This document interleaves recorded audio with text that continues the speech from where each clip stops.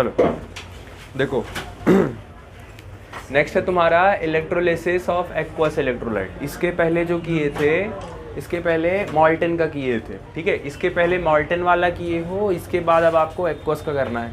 कुछ ज़्यादा चीज़ें चेंज नहीं आएंगी, जो चीज़ें किए हो वही है। बस इसमें एक चीज़ याद रखना, एक्वस वर्ड कब यूज़ करते हैं। अगर आपको केमिस्ट्री में कभी भी एक्वस वर्ड मिल गया तो इसका मतलब है कि वहाँ पर आपके पास पानी भी अवेलेबल है।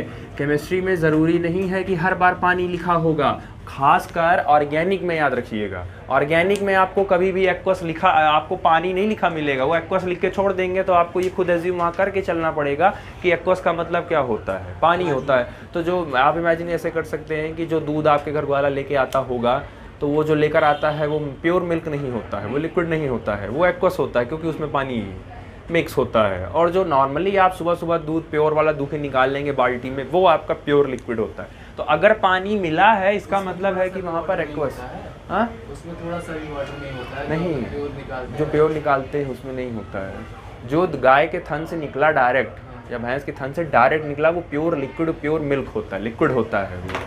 और जैसे ही तुमसे एक्वस बोला गया इसका मतलब उसमें पानी ऐड कर दिया गया है, ठीक है। तो ये ध्यान रखना। अभी तुमको इलेक्ट्रोलिसिस करना है एक्वस इलेक्ट्रोलाइट का, मतलब चीज़ें वही रहेंगी। आपको इलेक्ट्रोलिसिस करना है NaCl का, तो NaCl का इलेक्ट्रोलिसिस करना है विथ प्लेटिनम इलेक्ट्रोड। अब देखो छोटी छोटी चीज़ें हैं, आपसे बता दिया है कि प्लेटिनम का रॉड है, इसका मतलब आप एनोड और कैथोड दोनों प्लेटिनम का ही लेके चलेंगे। NaCl किसको तोड़ना है वो बता दिया, एक्वस लिखे मतलब है आपको पानी भी बता दिया है। तो सबसे पहला काम, पहले आप NaCl को तोड़ दीजिए। तो NaCl को तोड़ोगे तो ये बन जाएगा Na+Cl-, ठीक। और एक्वस लिखा है तो क्योंकि एक्वस में आपका पानी भी रहेगा तो पानी को जब तोड़ोगे तो ये बन जाएगा आपका H+ और OH-, ठीक।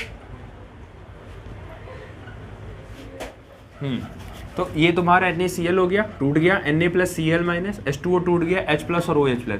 एक आपको रूल बताया गया था कि सबसे पहले आप कौन सा रिएक्शन पहले लिखते हैं। सबसे पहले आप एनोड का रिएक्शन पहले लिखते हैं, और एनोड के लिए हमको एक चीज़ रटवाए थे, क्या, PaO, ठीक है, पाओ याद कर लो। तो एनोड होता है पॉजिटिवली चार्ज और एनोड पर होता है तुम्हारा ऑक्सीडेशन।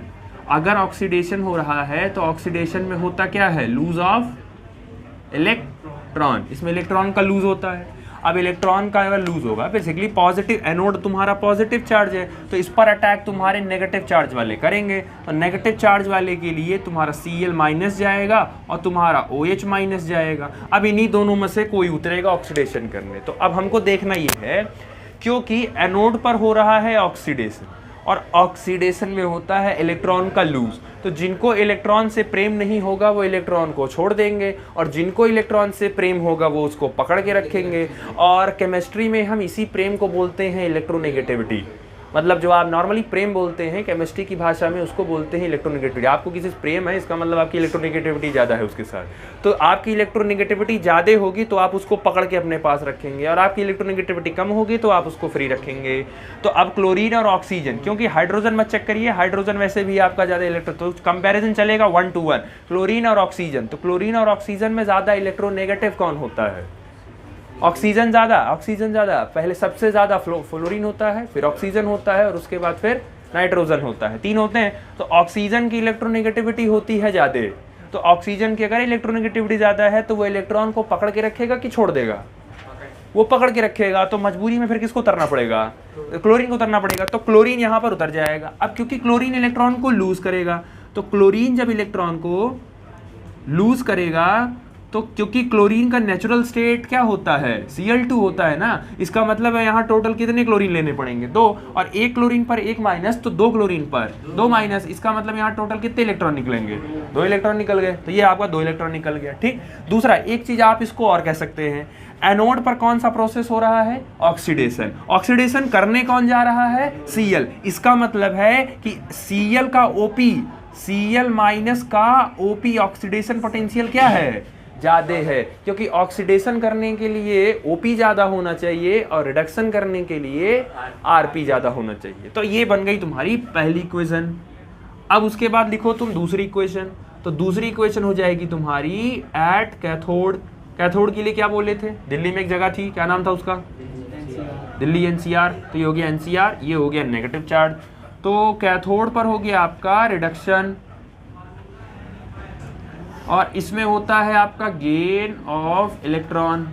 अब इसमें करना है गेन। अच्छा, इस पे नेगेटिव चार्ज है तो इस पे हमला पॉजिटिव वाले करेंगे, तो इस पे जो हमला करेंगे वो करेगा आपका Na+ या आपका करेगा H+, ये दोनों हमला करेंगे। अब आप एक कॉमन सेंस लगा सकते हैं जो आप बेसिक क्लासेस में पढ़ते आए हैं, कैथोड पर रिडक्शन हो रहा है, रिडक्शन का मतलब होता है गेन, मतलब आपको इलेक्ट्रॉन लेना है। और आपके सामने जो खड़े हैं, जो आपके सामने जो पार्टिसिपेंट्स खड़े हैं उसमें सोडियम मेटल, और सोडियम मेटल आपको पता है कि एक स्ट्रॉन्ग मेटल होता है और मेटल की टेंडेंसी होती है इलेक्ट्रॉन लूज करने की, ना ही इलेक्ट्रॉन गेन करने की। तो ऑब्वियस सी बात है, आप कॉमन सेंस से बता सकते हैं कि रिडक्शन करने सोडियम जाएगा कि हाइड्रोजन जाएगा। तो हाइड्रोजन जाएगा, सोडियम नहीं जाएगा। तो हाइड्रोजन उतर जाएगा रिडक्शन करने, तो हाइड्रोजन जब रिडक्शन करने उतरेगा तो H+ इलेक्ट्रॉन को गेन करेगा। लेकिन हमें पता है कि हाइड्रोजन का नेचुरल स्टेट क्या होता है, H2 होता है ना। इसका मतलब यहाँ H2 ही बनेगा, तो उसके लिए हमको यहाँ 2 हाइड्रोजन लेने पड़ेंगे और टोटली कितना इलेक्ट्रॉन गेन करेगा, 2 इलेक्ट्रॉन। तो ये बन गया तुम्हारा H2। समझ आया।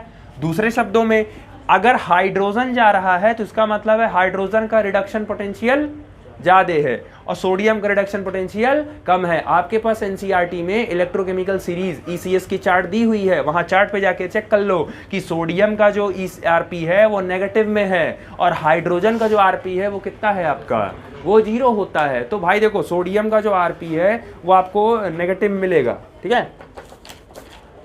ये देखो ईसीएस में जो चार्ट बना है आपका, इसमें क्या ये, हाँ, सोडियम +1 इलेक्ट्रॉन और इसका आरपी दिया है -2.71, मतलब सोडियम का रिडक्शन पोटेंशियल है -2.71 और हाइड्रोजन का रिडक्शन पोटेंशियल है 0। किसका बड़ा है, ऑक्सीजन, अरे सॉरी, हाइड्रोजन का बड़ा है क्योंकि पॉजिटिव में भाई 0 है, तो इसीलिए, क्योंकि इसीलिए ये रिडक्शन करने गया। साफ सीधी बात है, जिसका आरपी बड़ा वो रिडक्शन करेगा, जिसका ओपी बड़ा वो ऑक्सीडेशन करेगा। एज इट इज दोनों इक्वेशन को आप कंबाइन कर दीजिए, आपको आपका फाइनल मिल जाएगा। सारे लेफ्ट वाली एक जगह कर लो, सारे राइट वाली एक जगह कर लो। उधर वाला आ रहा है, उधर आ रहा है, ठीक है। चलो सारे लेफ्ट वाले पहले एक साथ लिख लो। तो देखो सारे लेफ्ट वाले मैं लिख दे रहा हूँ एक साथ। तो सारे लेफ्ट वालों में ये हो गया 2H+ + 2 इलेक्ट्रॉन और +2Cl-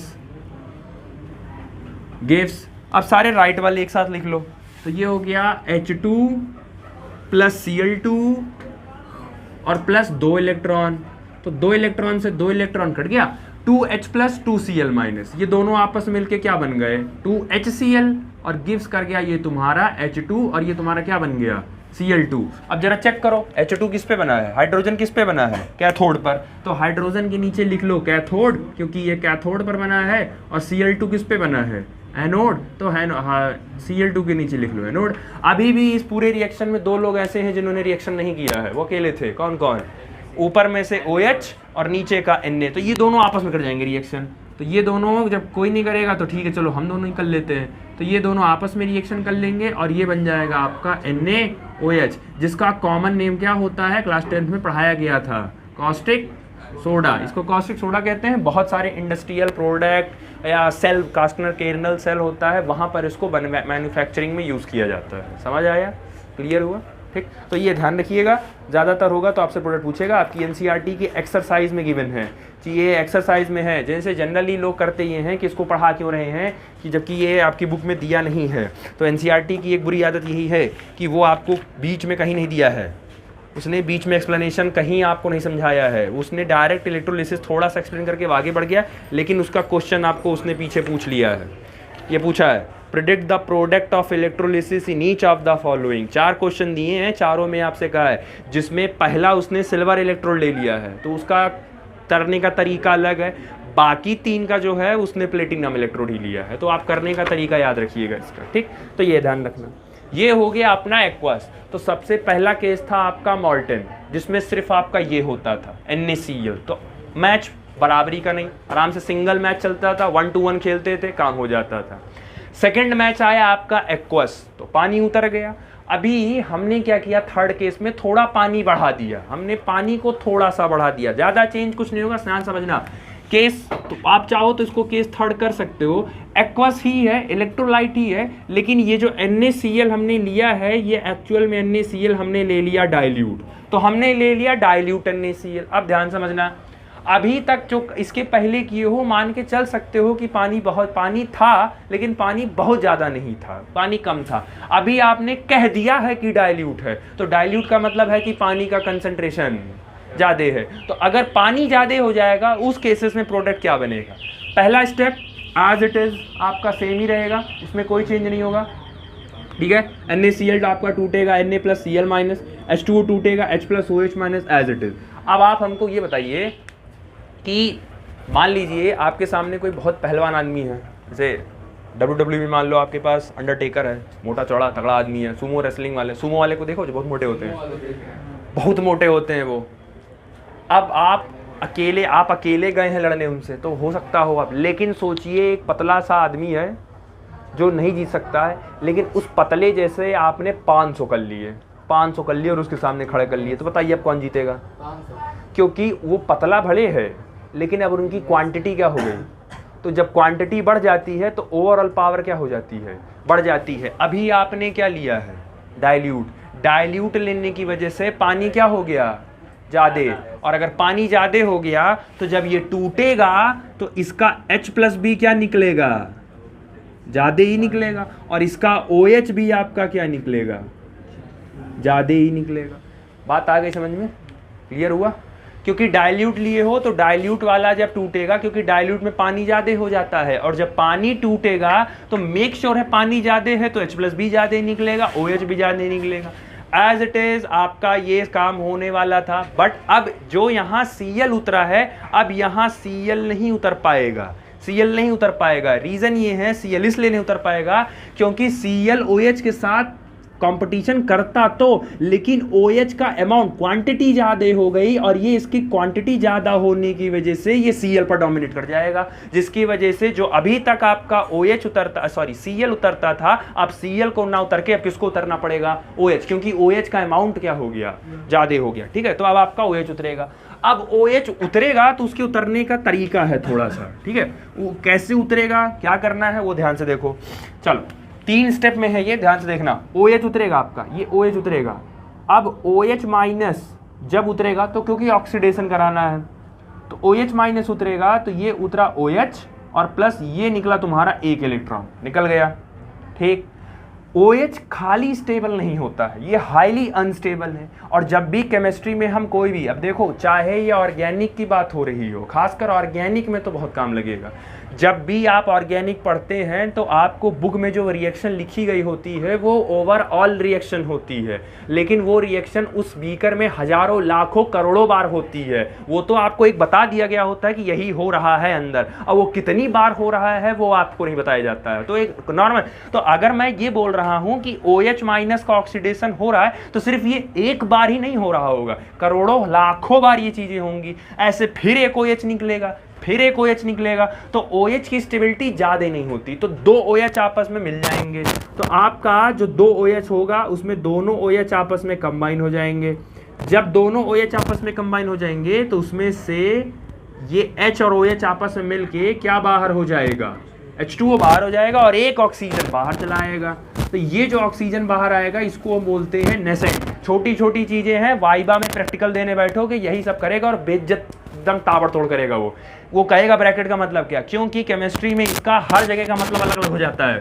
यही अभी आप जब पढ़ेंगे केमिकल काइनेटिक्स तो यही रिप्रेजेंट करेगा अभी कंसंट्रेशन को, यही रिप्रेजेंट करवाएगा वो कंसंट्रेशन को। यही इक्विलिब्रियम में जब आप जाएंगे तो वहाँ गुलबर्ग एंड वाके का law of mass action represent करता है वो, यही आप यहाँ पढ़ेंगे तो यहाँ लॉ नेसेंट का रिप्रेजेंट करता है। तो डिपेंड करता है कि कौन सी चीज़ें कहाँ क्या है। जब पूरा का पूरा कंपाउंड लिखते हो तब ये कंसंट्रेशन बन जाता है, और जब एक सिंगल एलिमेंट उसमें लिखा होता है तो इसका नाम हो जाता है नेसेंट। और नेसेंट ऑक्सीजन बहुत ही अनस्टेबल और रिएक्टिव ज़्यादा होता है, अनस्टेबल बहुत होता है, रिएक्टिव बहुत ज़्यादा होता है। फिर क्योंकि ज़्यादा रिएक्टिव है तो ये सेम ऐसे रिएक्शन होगा, तो फिर से 2 ऑक्सीजन आपस में कंबाइन हो जाएंगे, और 2 ऑक्सीजन आपस में कंबाइन होके क्या बन जाएगा? O2 बन जाएगा। अब हमें बैलेंस करना है, हमें ओवरऑल बैलेंस करना है। यहाँ 2 ऑक्सीजन होने का मतलब है यहाँ 2 था, तो यहाँ 2 आया कैसे, यहाँ 2 कैसे आया होगा, यहाँ से ही तो 2 आया होगा। तो बैलेंस करने के लिए आपको यहाँ क्या करना पड़ेगा, 2, क्योंकि यहाँ 2 होगा तो वही 2 मान के चलते हो कि यहाँ पे वो आया होगा। ऑक्सीजन यहाँ 2 है, यहाँ 1 है, तो ओवरऑल 3 हो गया। बैलेंस करने के लिए यहाँ भी 2 कर दो, तो 2 ऑक्सीजन इधर, 2 ऑक्सीजन इधर, टोटल कितने ऑक्सीजन हो गए, 4, और कितने हाइड्रोजन हो गए, 4। तो बैलेंस करना है ना, तो 2 यहाँ लगा दो और 2 यहाँ लगा दो, तो 2 और 2 कितने ऑक्सीजन हो गए, 4, और कितने हाइड्रोजन हो गए, तो ओवरऑल बैलेंस। अच्छा टोटल OH कितना हो गया, इधर 4 OH हो गया ना, 2H टोटल 4 OH हो गया। तो इसका मतलब है इधर भी आपका 4 OH, और अगर इधर 4 OH है तो इधर भी 4 ही होगा, और अगर ये 4 OH है तो यहाँ पर इलेक्ट्रॉन भी कितने निकले होंगे, 4 निकले होंगे। तो ये आपको बैलेंस करना है, ये इसका ध्यान रखिएगा, ठीक। अब इसका पहले लिखो ओवरऑल रिएक्शन इनका, चलो पहले ओवरऑल लिख लो। तो ये हो गया 4OH minus plus 2OH plus 2OH, तो ये हो गया आपका 4OH प्लस OO, तो ये हो गया आपका 2O gives 4OH plus 4 electron plus 2H2O plus 2 oxygen plus O2, ठीक। अब ध्यान से देखो, 4 OH 4 OH कट गया, 2 ऑक्सीजन 2 ऑक्सीजन कट गया। अब आपके पास बचा क्या, ओवरऑल जो बचा वो बचा आपके पास 4OH minus gives 2H2O plus 4 electron plus O2। ये जो आपका रिएक्शन है ये ओवरऑल रिएक्शन है किसका, एनोड का। ये एनोड का ओवरऑल रिएक्शन है। अभी कैथोड का बचा है लिखना है।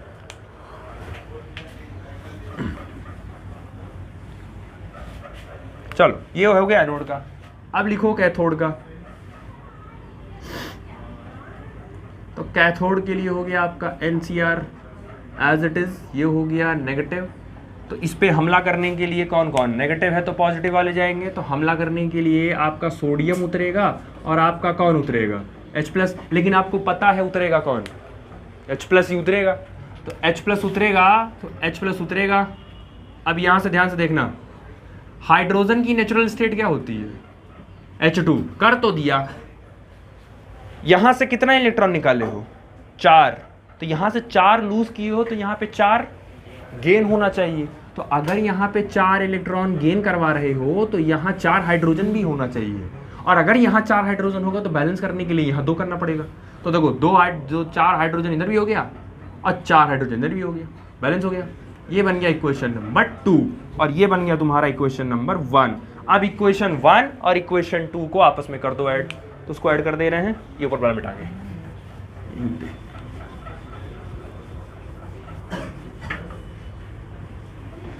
चलो इसको मिटा दे रहे हैं। चलो 1 और 2 का ऐड करो, पहले सारे लेफ्ट वाले। तो ये हो गया 4H plus 4 electron plus 4OH minus gives 2H2O plus 4 electron plus O2 और प्लस 2H2। ये बन गया 4 इलेक्ट्रॉन से 4 इलेक्ट्रॉन कट गया, 4H 4OH, ये आपस में मिलके क्या बन गया, 4H2O। गिव्स बन गया ये आपका 2H2O प्लस बन गया ये O2 और ये बन गया आपका H2। 2H2O इधर है, 4H2O इधर है, इसको इधर भेज दो तो 4 में से 2 गया, तो 2H2O, ये बच गया 2H2O और गिव्स ये आपको बन गया H2 और ये बन गया आपका O2। अब चेक कर लो, O2 किस पे बना था, किस रॉड पे, O2 बना था एनोड पर और H2 बना है कैथोड पर। शायद इसी को बोलते थे इलेक्ट्रोलिसिस ऑफ वाटर। वाटर में कौन कौन था, हाइड्रोजन और ऑक्सीजन। तुमने इन दोनों को अलग कर दिया कि नहीं कर दिया, हाइड्रोजन को अलग कर दिया और ऑक्सीजन को अलग कर दिया, इनके कंपाउंड को तोड़ के आपने अलग अलग कर दिया। समझ आया, क्लियर हुआ, क्या हुआ बोलो, कोई डाउट। 17,000 व्यू। चलो अब देखो, इलेक्ट्रोलिसिस करना है एक्वस NaCl का with mercury as a cathode, यानी कि आपके पास दो रॉड होते हैं, एक एनोड होता है एक कैथोड होता है, जिसमें उसने इस बार आपको बता दिया है कि कैथोड किसका बनाना है, मरकरी का, लेकिन एनोड के बारे में अभी कोई जानकारी नहीं दिया है। तो नहीं जानकारी दिया है तो आप उसको क्या मान के चलेंगे कि प्लेटिनम का ही बना है। जब तक क्वेश्चन में मेंशन नहीं करेगा आप वह क्या मान के चलेंगे कि प्लेटिनम ही दिया है, ठीक। बाकी एज इट इज जैसे करते आए हो, NaCl, इधर देखो, जब पढ़ा रहे हो तो सिर्फ इधर देखो, Na और Cl इनको तोड़ो, एक्वस लिखा है तो मतलब पानी भी टूटेगा, तो पानी टूट गया तुम्हारा H+ OH-। As it is जैसे करते आए हो, एट पहले आप लिखेंगे एट एनोड, और एनोड पर होता है आपका पाव जो कि होता है पॉजिटिव चार्ज। इस पे हमला करेंगे नेगेटिव वाले, तो नेगेटिव वाले के लिए यह है Cl-।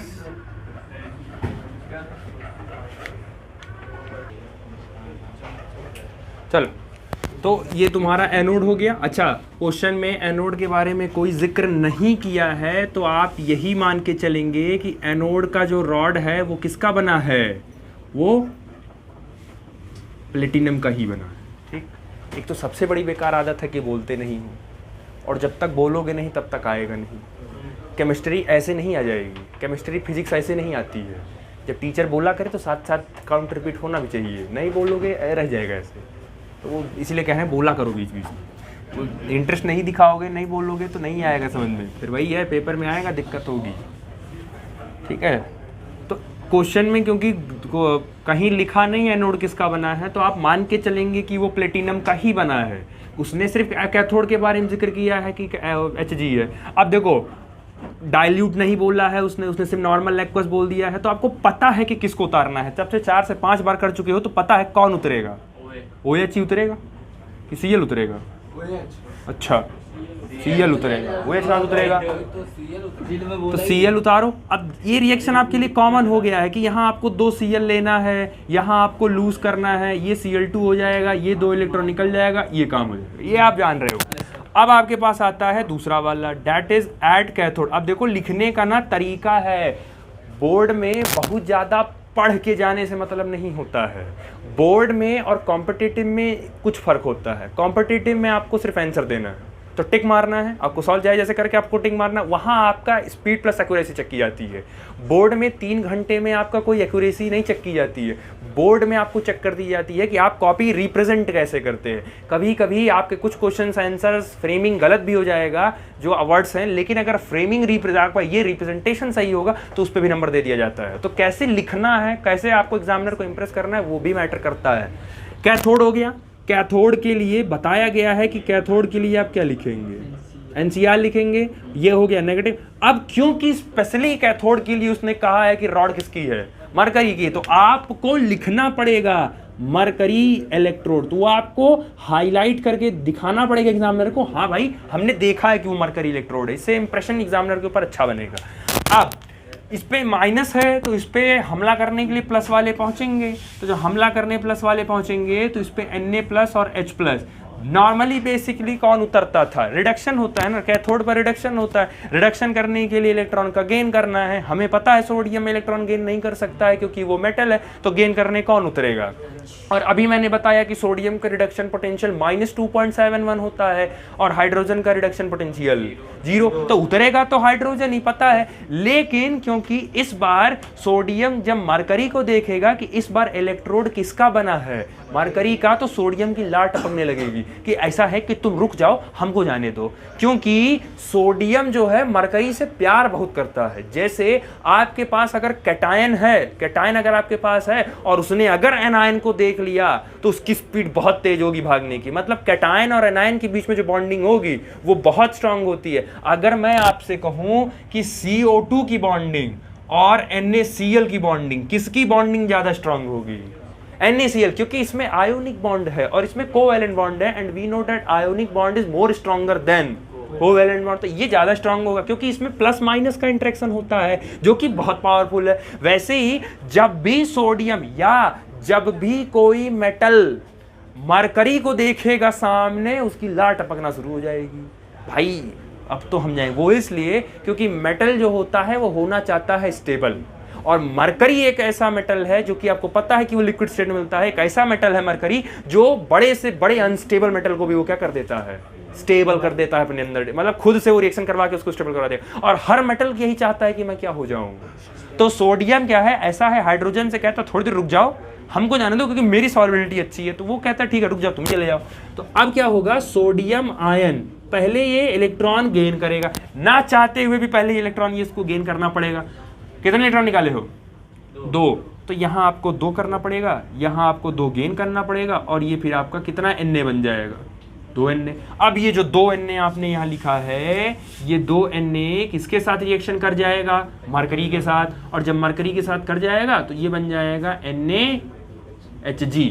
इसके लिए हम बताए हैं एक बार और कि जब भी आपका मेटल कभी भी किसी भी कोई भी मेटल अगर मरकरी के साथ रिएक्शन करता है तो उस रिस्पेक्टिव स्पीसीज को बोलते हैं अमलगम। जो भी मेटल लगा होगा आगे उसी का नाम लगा के आप ऐड कर दीजिएगा या जोड़ दीजिएगा। तो क्योंकि आगे लगा है सोडियम तो ये हो जाएगा सोडियम, पीछे मरकरी से रिएक्शन किया है इसीलिए इसका नाम हो जाएगा सोडियम अमलगम। जिंक होता तो जिंक अमलगम, मैग्नीशियम होता तो मैग्नीशियम अमलगम, एल्यूमिनियम होता तो एल्यूमिनियम अमलगम। ठीक। दूसरी बात, जब भी मरकरी रिएक्शन करेगा ना किसी मेटल के साथ, बीच में डैश लिखा रहेगा। ज्यादातर जो अच्छी बुक्स होती हैं वो डैश लगा कर लिखती हैं, इसका मतलब कि ये इनके साथ सिर्फ अटैच है। हाँ, इनकी सॉल्युबिलिटी बहुत अच्छी होती है, तो आप चाहो ओवरऑल यहाँ पे रिएक्शन छोड़ भी सकते हो। हाँ, अगर डैश नहीं होगा तो आपको पता कैसे चलेगा कि मरकरी अटैच है सोडियम के साथ? वो डैश ही इंडिकेट करता है कि सोडियम और मरकरी एक साथ एक दूसरे के साथ अटैच है, मतलब लेयर टू लेयर में अटैच है एक दूसरे के साथ। समझ आया?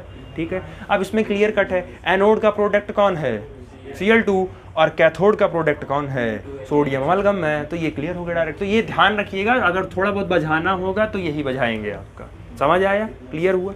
ठीक। अब एक लास्ट आता है जो कि आपकी बुक में भी दिया है, आपका सब सेम रहेगा, इसको आप केस 5 कर सकते हो, जिसमें इस बार आपको जो रॉड है वो किसकी कर दी गई, और यहाँ कैथोड नहीं, यहाँ इलेक्ट्रोड हो जाएगा। अब इलेक्ट्रोलिसिस करना है आपको एक्वस NaCl का with Ag as electrode. Ag as electrode का मतलब है कि अब दोनों रॉड किसके बने हैं, सिल्वर के, मतलब कि कैथोड और एनोड दोनों के दोनों रॉड आपने किसने बना दिए हैं, सिल्वर के बना दिए। और अब सिल्वर इज रिएक्टिव मेटल। अभी तक जब तक उतरा है, जितने भी आपने इलेक्ट्रोलिसिस किए सब में प्लेटिनम ही उतरा है, और प्लेटिनम इनर्ट होता है, और वो मैदान में पार्टिसिपेट नहीं किया है, वो फील्ड में नहीं उतरा था। एक में मरकरी उतरा है तो उसने फील्ड में पार्टिसिपेट किया, वो अपना कर लिया। अब उतरा है सिल्वर, तो सिल्वर पार्टिसिपेट करेगा, अब वो रिएक्शन में उतरेगा भी और पार्टिसिपेट भी करेगा। तो कुछ चीज़ें एज इट इज सेम रहेंगी, इनकी भी कुछ चीज़ें इनकी भी एज इट इज सेम रहेंगी। अब क्या बिगड़ेगा, क्या चेंज होगा, वो पहला NaCl है तो as it is Na plus Cl minus में वो टूटेगा। वाटर है तो एज इट इज वो H प्लस और OH माइनस में टूटेगा। एनोड आपका पावर, हाँ इस बार आपको रॉड क्लियर कर दिया है। इस बार रॉड किसका बनाया है, रॉड उसने पहले बोल दिया सिल्वर का बनेगा, सिल्वर हो गया। अब सिल्वर मेटल है, रिएक्टिव मेटल है, तो रिएक्टिव मेटल है तो अब मैदान में रॉड भी पार्टिसिपेट करेगा, क्योंकि हम रिएक्टिव हैं, और रिएक्टिव लोग बैठते नहीं हैं चुप मार के, उनके अंदर खुजली मची रहती है, वो कहीं ना कहीं कुछ ना कुछ खुराफात करते रहेंगे। तो क्योंकि रिएक्टिव है तो बैठेगा नहीं चुपचाप। ठीक। अब दूसरी बात, यहां से एनोड, एनोड पे क्या होता है, एनोड पर ऑक्सीडेशन, ऑक्सीडेशन का मतलब इलेक्ट्रॉन का लूज। क्लोरीन क्या है, इलेक्ट्रो नेगेटिव है, और इलेक्ट्रो नेगेटिव में इलेक्ट्रॉन खींचेगा कि छोड़ेगा, तो छोड़ना नहीं चाहेगा। OH में ऑक्सीजन खींचेगा कि छोड़ेगा, छोड़ना नहीं चाहेगा। सिल्वर क्या है, मेटल है, और मेटल की टेंडेंसी क्या होती है, इसका मतलब एनोड पे इस बार कौन उतरेगा, सिल्वर खुद उतरेगा। इस बार कहेगा तुम दोनों आराम करो, मैं जा रहा हूँ रिएक्शन करने, तो इस बार उन दोनों को सप्रेस करके खुद रिएक्शन में उतर जाएगा, सिल्वर खुद उतरेगा। अब जब सिल्वर खुद उतरेगा, रिएक्शन इसका ऑक्सीडेशन करवाना है, तो सिल्वर जब ऑक्सीडेशन करता है तो सिल्वर के ऊपर 1 प्लस और 1 इलेक्ट्रॉन निकल गया। समझ आ गया? अब यहाँ ये रॉड किसका बनाए हो? अब इसको थोड़ा सा फिगर से समझो, तब ज़्यादा अच्छे समझ में आएगा। डेनियल सेल याद है? डेनियल सेल का फिगर याद है? उसमें एक रॉड किसका बनाए थे? जिंक का, और एक रॉड किसका बनाए थे? तो अगर शायद याद होगा कि जिंक वाले रॉड में से जिंक कन्वर्ट होके सोल्यूशन में आता था, तो वो धीरे धीरे धीरे धीरे थिन होता था, और सोल्यूशन का कॉपर धीरे धीरे जाके वो बैठता था, तो वो वाला धीरे धीरे क्या होता था। अब आपने इस बार क्या किया है,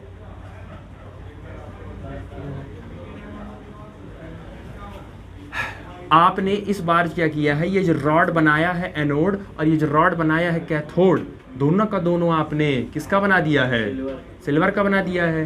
तो जब सिल्वर का रॉड बना दिए हो और सॉल्यूशन के अंदर इसके अंदर NaCl लिए हो, तो NaCl टूटेगा किस में? Na+, और इसमें पानी भी तो इसी में, तो पानी भी तो टूटेगा H+, और ये टूट गया। अब क्या है, हम ये सोच रहे थे, ये लोग ये सोचे कि Na मैं हूँ, हम दोनों में से जो पहले तो देखो, अच्छा शायद याद होगा केस स्टार्टिंग में, केस फर्स्ट में पानी नहीं था तो मॉल्टन था, तो मॉल्टन था तो खाली ये लोग रहते थे, तो अकेले आराम से पूरा राजा बन के रहते थे। पानी भी घुस गया, तो कहे चलो ठीक है, 2 लोग हो गए, चलो कंपटीशन में जो जीतेगा वो जाएगा, 2 लोग हो गए, तो ये दोनों आपस में समझौता कर लिए थे। इनको पता ही नहीं था कि अभी तीसरा भी तो रिएक्शन में उतरने वाला है, तो ये लोग आपस में समझौता कर ही रहे होते हैं, तब तक सिल्वर रिएक्शन कर चुका होता है, क्योंकि सिल्वर मेटल है और मेटल की टेंडेंसी इलेक्ट्रॉन को लूज करने की, तो ये लोग मुंह देखते रहते हैं, ये काम करके निकल चुका होता है। तो इसका जो सिल्वर है ये इलेक्ट्रॉन को लूज करके सॉल्यूशन में किस फॉर्म में आ जाता है? सिल्वर प्लस के फॉर्म में। ठीक, अब आया कैथोड, तो कैथोड पर जब आया तो कैथोड पर होता कौन सा चार्ज है? नेगेटिव।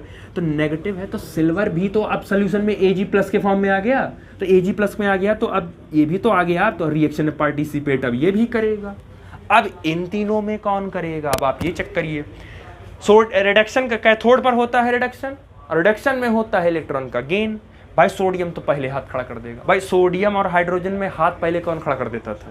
सोडियम तो वैसे ही हाथ खड़ा देता, तो ये तो ऐसे अब बचा खाली हाइड्रोजन और सिल्वर में। तो हाइड्रोजन और सिल्वर में अगर शायद आपको याद हो तो हाइड्रोजन से नीचे सिल्वर आता था, तो हाइड्रोजन से सिल्वर अगर नीचे आता है रिएक्टिविटी सीरीज में, तो मेक श्योर है ये बहुत ज्यादा स्ट्रॉन्ग मेटल, उससे ज्यादा है हाइड्रोजन स्ट्रॉन्ग। तो अगर हाइड्रोजन ज्यादा स्ट्रॉन्ग मेटल पड़ गया तो ये वीक पड़ गया, और जो वीक मेटल होते हैं उनकी टेंडेंसी इलेक्ट्रॉन के गेन करने की बढ़ जाती है।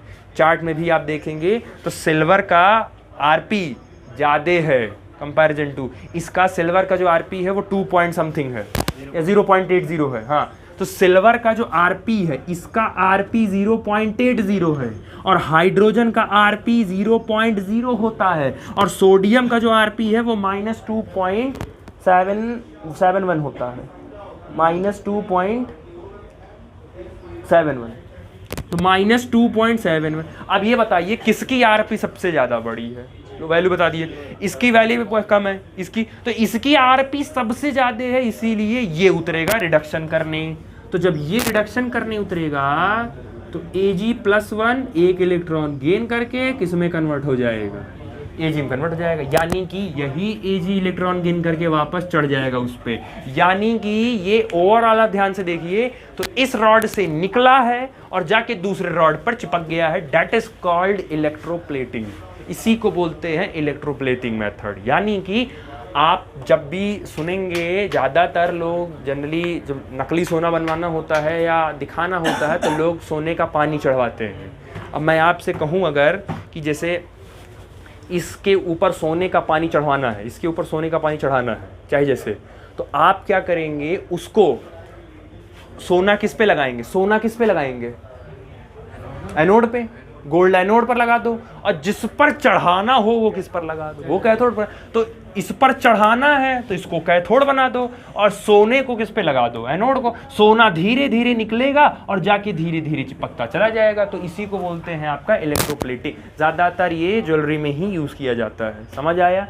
दूसरे शब्दों में मेटल की प्योरिफिकेशन में भी यूज़ किया जाता है। जो आपके सिलेबस में चैप्टर था आपका एक जनरल प्रिंसिपल करके, वो काट दिया है, लेकिन जब भी मेटल ज़मीन से निकाला जाता है खोद के तो वो इम्प्योर होता होता है, उसको रिफाइन साफ सुथरा करना होता है। तो साफ सुथरा करने के लिए जो इम्प्योर मेटल होता है उसको किस पे लगाते हैं? एनोड पे। तो वो धीरे धीरे गंदगी जो होती है वो लूज करती हुई चली जाती है और साफ मेटल फिर किस पे आपको मिल जाएगा? कैथोड पे। तो ये पूछेंगे इम्प्योर मेटल किस पे लगाना है? एनोड पर, और प्योर मेटल किस पे लगाना है? कैथोड पर। तो ये थोड़ी छोटी चीजें हैं जो याद रखिएगा।